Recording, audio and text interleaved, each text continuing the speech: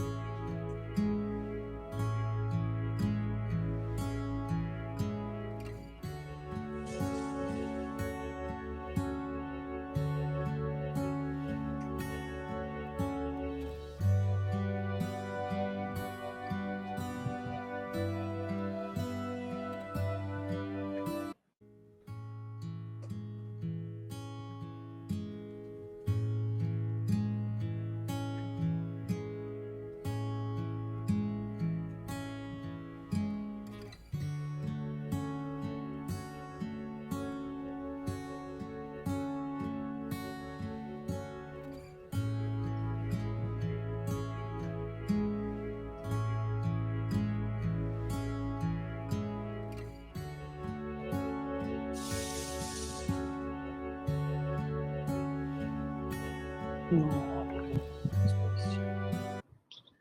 Yeah, I think we can run this. No, I need to call this first. I can either do this or I can run an ify. I'll add an ify.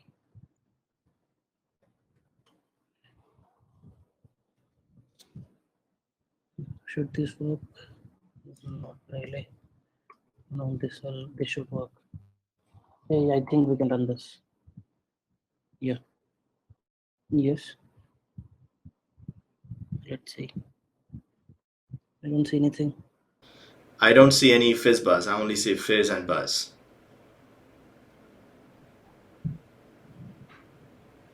I see an empty screen. I don't see anything. Result 1, 2 fizz, 4 buzz fizz, 7, 8 fizz buzz, 11. I'm able to see. So 15 is supposed to be fizz buzz, right? Yeah, 15 is supposed to be fizz buzz. 15 is supposed to be fizz buzz. Yes. No, it will stop in the start only. I think first condition should be the third else if no, or it can be just I can just have a what do you say, a local variable which I append the text according to the conditions. So it'll Okay. say I have a string which is initially empty or just the I, and I'll start with this condition for both phase. No, I wouldn't need that condition at all in that case because it will pass both. Then I think I can str is equal to I, not I. Initially I don't want an I. Initially it will be empty string. Then if it's 3, then I'll add fizz. If it's 5, then I'll add buzz. Okay, yeah, well, let's have an I as well. In the end, yeah, when I print it, then we'll have I. If there is any string, then we'll have a string as well. Well, you String. need to print the string itself at the end. Okay, not inside else. Yeah, yeah, sorry. So any else, I wouldn't need an else. I can just console log. I think this should work. Let's see. Yes. Of 3 is for 6 is, yeah, this is supposed to work. I think it's working. Now, do you find something wrong here? But I see. Okay, if you look at the question is if you can divide by 3, then print fizz. If you can divide by 5, then print buzz. And if it's multiple of both, 5 and 3, then print fizz buzz. Now I don't see any fizz buzz here. I only see fizz and buzz separately. That's because I don't need an else. It should be 2 ifs. That should probably do. Yeah, I think they should be. Let me recheck. Fizz buzz. Okay, so fizz buzz. Fizz. 15 is fizz buzz. Okay. 30 is fizz buzz. Okay. Okay. Well, so is there any way to improve this algorithm? Mm, yeah, there should be one. Let me rethink. We don't have to do it. We can just talk about it. So first of all, uh, instead of just doing 3 and 5, if you try to see if we can divide it by 15, then you can just print That will fizzbuzz. be All right, let's move to the next one. Okay. Okay, so draw two squares of width 50 pixel, and they should be side by side. In each square should have a circle in the middle, in the center exactly, with the radius of 10 pixels. And the two squares should be separated by 10 pixels. okay. Would there be any restriction on number of elements I can use? No, just use whatever you can. I would not say just don't use tables or anything like that. Except everything is felt, so it's fine. Yeah.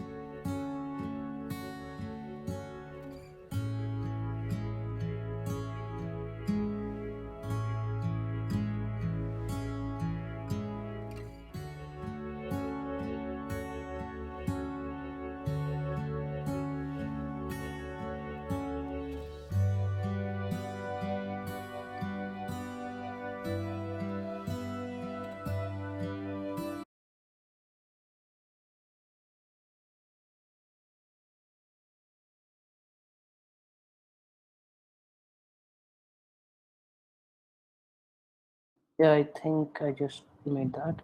I used two separate divisions. There is no point in using SQ1 and SQ2. I could have just done maybe first child. Yeah.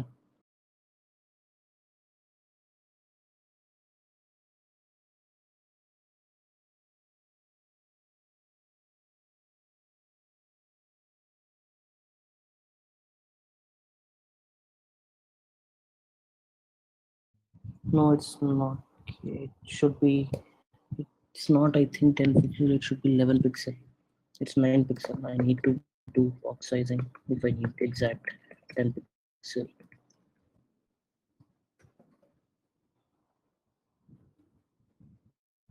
Yeah.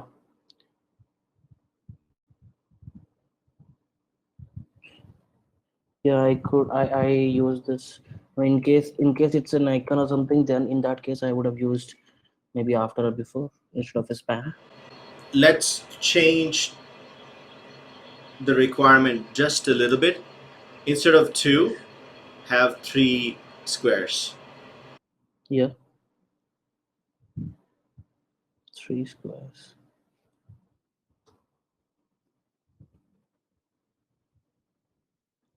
Three squares. Second, yeah. I could have. Yeah, I should done. I should have done margin right 10 for all, and last element 0. Last child. This is, yeah. This should do, yeah. Unless you have a second row, we can do, even in the second row we can do, let's say margin bottom 10, but for the second row we'll, I mean, for the last row we can make that to 0 based on the number of the grid. Okay, this is good. Yeah. So the next question is, can you find the greatest common divisor of two numbers? So for example, let's say if you have a 4 and 6, you can divide both by 2. And if I have 2 and 3, then it's 1 because they're both prime numbers. Yeah, first thing I'm going to do is, what are the largest number is, I'll have to first check if the smallest number is, I mean, for largest number is divisible by the smallest one among the two. If that is not the right case, then the divisor will be less than half of the biggest number. And if it's not 4 in the first, in the first case 4 and 6, if it's not 6 is not, since 6 is not divided by 4, it should be less than 3. I think I sort of remember this somewhere during my college.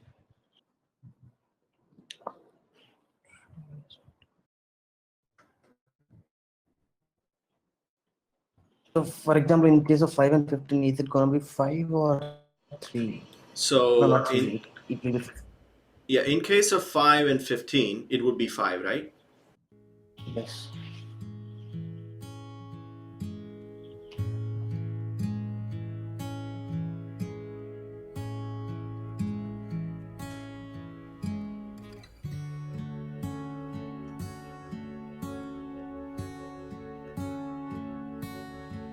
There's something called math.minimum. It's min.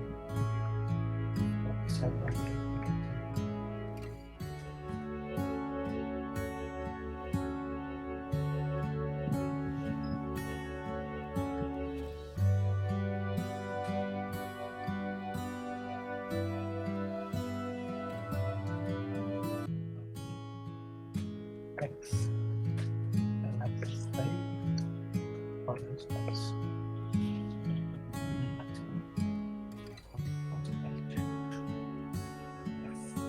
Maths is principal by that case. Retirement.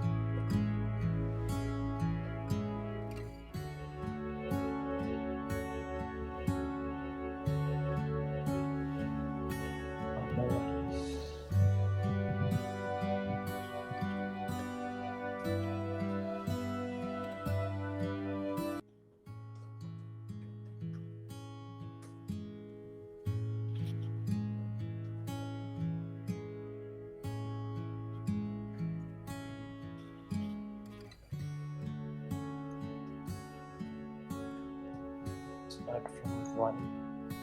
Not 1, I'll start from the middle.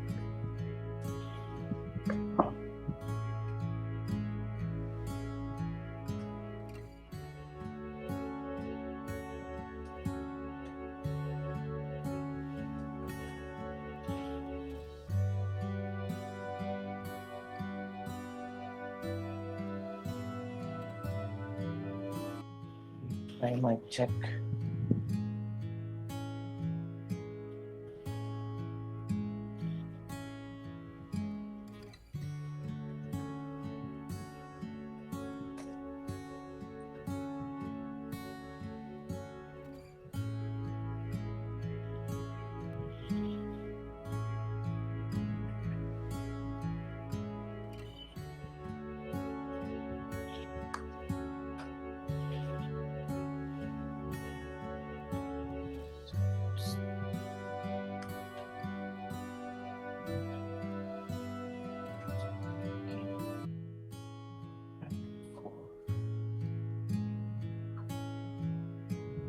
I can go.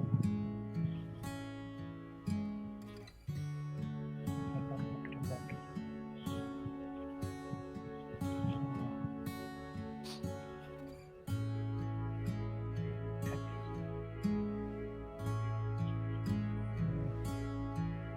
Access to by that guy and minus I. In that case,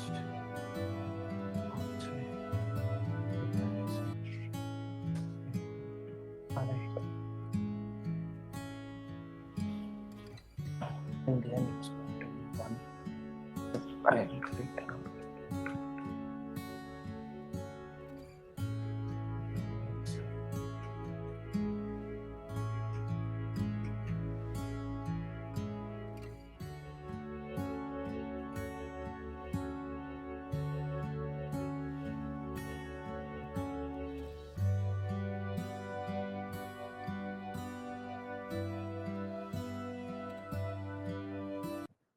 Get CV off.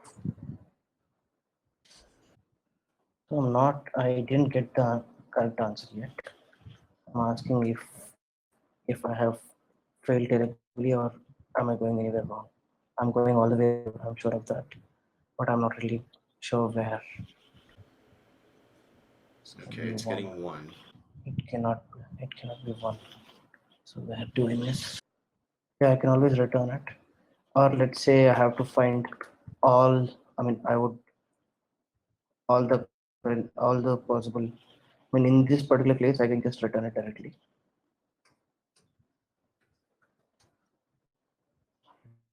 I here.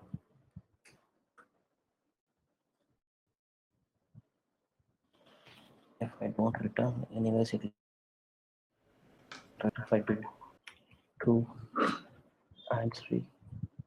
Suppose from 1, yes. If I'm doing 5 and 15, let me just test. Sorry. Yeah, I think this could go the correct way. Okay. Or is there any better way to do this? So this is 5. Okay, let's change it to 2 and 4. So this should be 2, correct?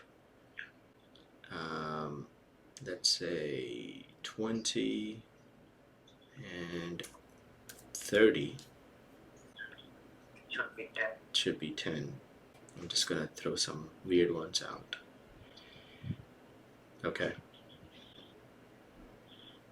All right. Yeah, a simpler way to do it is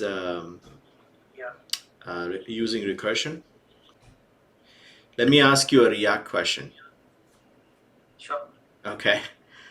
We have about 10 minutes, so. Yeah, sure. So let's say I have a component.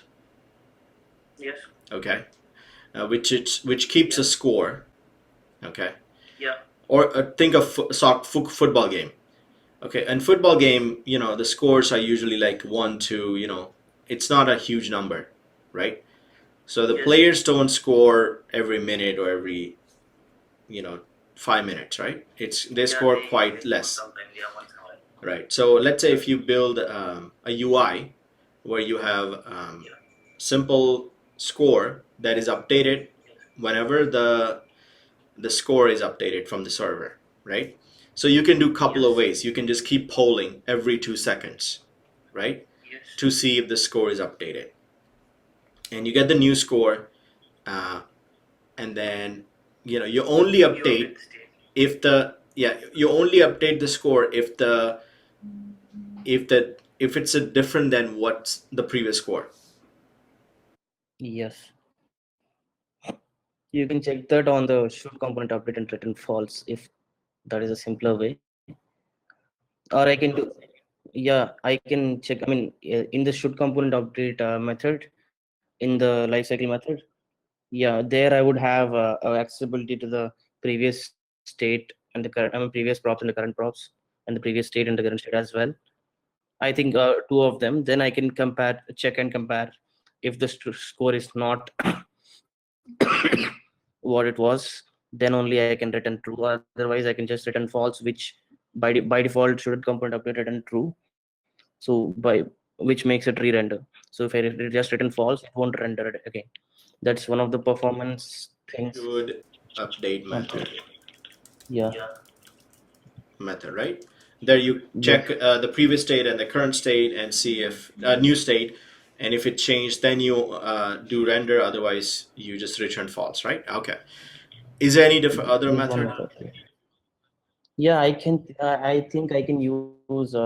Once I mean, recently the will mount is deprecated. We have this get derived state from the props. There we can check the previous. I mean, the next state that we're gonna getting, and we can keep the counting. Let's say props, the previous props. Then I can cross check that again. Same thing. I don't need to update the state. If I, what do you say? If I don't have the different score, I wouldn't even update the state. The state update only would re-render the component, so I can do that as well, I think, if I'm not wrong. Yeah, I think I can do that as well. I think it's get derived state from props. If I'm passing the value through props, if I use that, I can update the state only in case if I have an update. Okay. Okay. Is there any other way? In case only I'm not very aware if there is a way, if there is a way. I'm pretty sure of these two. I'm not very sure if there is another way. If there is a way, please let me know. Yeah, I haven't used I've used a should component update, but I haven't used the get derived state. I'll try it out. uh, It's sort of equivalent to the will mount. Yeah, I can use pure component. That, yeah. Sorry, it's got top of my head. Pure component would have the similar execution. React takes care of all that. We wouldn't have to do that right directly. Yeah, we can use pure component. Yes. okay, so there are n kids sitting in a circle. Okay. uh, and then we have k amount of toys. So let's say there are 3 kids and we have 5 toys. So each kid has a number like 1, 2, and 3, right? So let's say if I start from number 1 kid, then I would give it to number 1, 2, and 3. Then I still have 2 toys, right? Then I'll give it to number 1 again and number 2. So number 2 is my last kid that I give a toy to, right? So uh, can you write an algorithm where I have these 3 numbers? So I just told you, right? So if I have 3 kids, 5 toys, and number position is 1, where I start distributing the kids, uh, then the answer is basically 2. The second kid gets the last toy. So can you write an algorithm where I can give you any combination? You need to figure out who is the last kid to get the toy. So is k always greater than n? It could be less, doesn't matter. It could be even less. Yeah. Yeah. So let's say if you have 1 kid, then 1 kid, 3 kids and 1 toy, then the first kid would get the toy, right? In that case, but it could be more, so that you have to keep distributing until, so multiple kids could get multiple toys. Yeah, sure. Mm,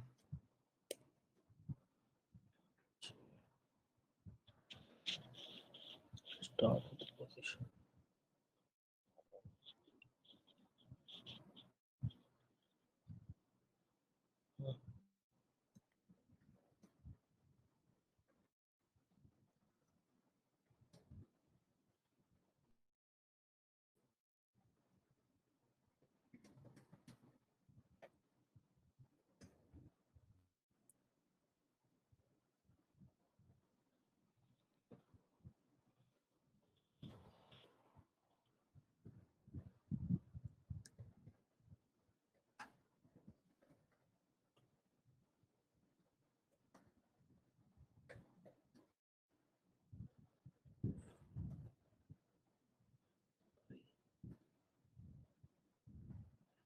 Equal to increase. Each time I reduce m is n. Each time I reduce n by 1.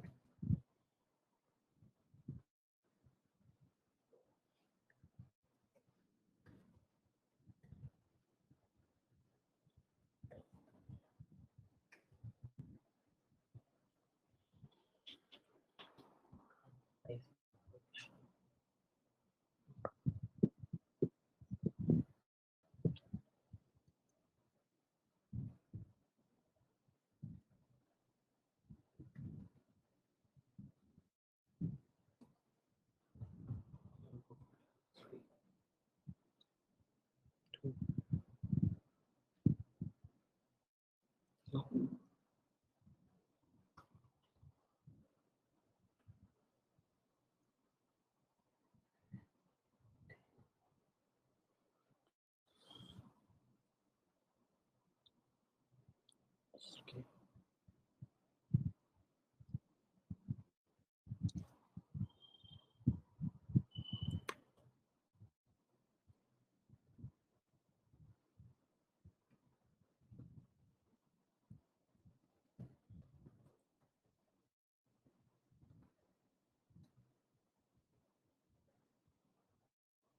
I'm not sure if this is the right way to declare an array of length n. There's nothing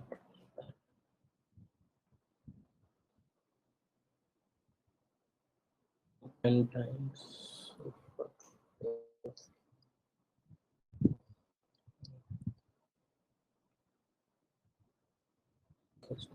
So can you tell me approach what since we are running out of time? Yeah, that's fine. I was thinking to count n times. Each time I start with the position I. Each time I reach the maximum position n, I'll reset the I to 0. And each time I cycle through, I reduce the number of toys. As soon as I reach a k equal to 0, whatever I have, I think that is the last position. There is a much easier way of if you just think about it. So I give you the clue, right? It doesn't really matter if you do the one circle, right? Because Yeah, I can just reduce number of candies minus number of kids into multiple.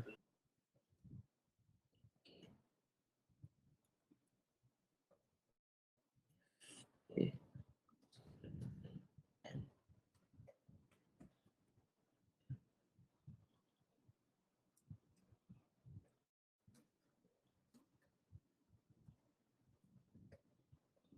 Initial position, I, 0. Then go to minus it can be multiples of n. Hmm, I think I should get the remainder is greater than n. Get the dividend n, which is 361. Start with 1.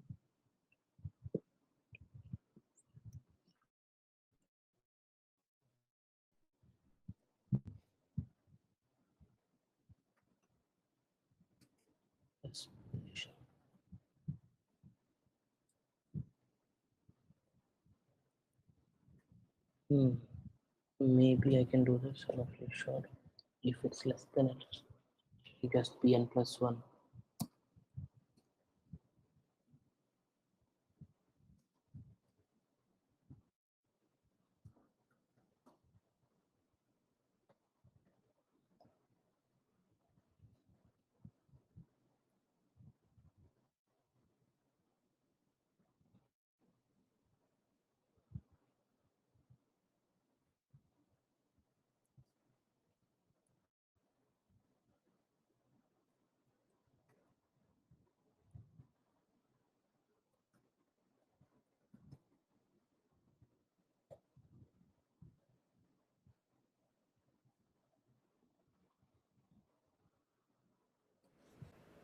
Okay.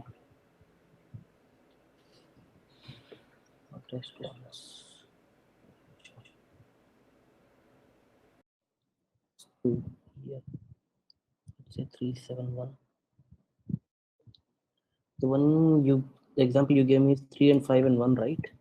Yes. Am I going wrong here? Yeah. So the thing is, you're thinking like an array, right? So it always starts from zero. No, but here it starts from one.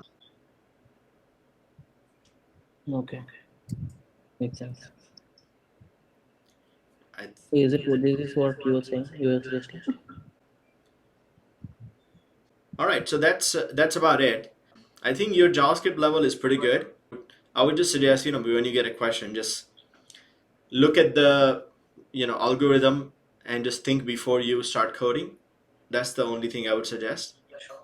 Otherwise, you have pretty good grasp on the JavaScript. And I think your CSS level is pretty good as well. Thanks for your All time. right. Thank you. Okay. Bye. Okay.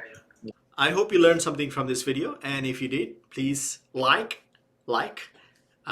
comment, and subscribe. And you can help the channel via Patreon. I'll provide a link here. And you can translate the video for me as well to your native language so your countrymen can also learn this. And it's very simple actually to translate. I'll provide a link in the description. And if you're looking for gift idea, I have created a store for you as well. You can check it out. The link will be down below.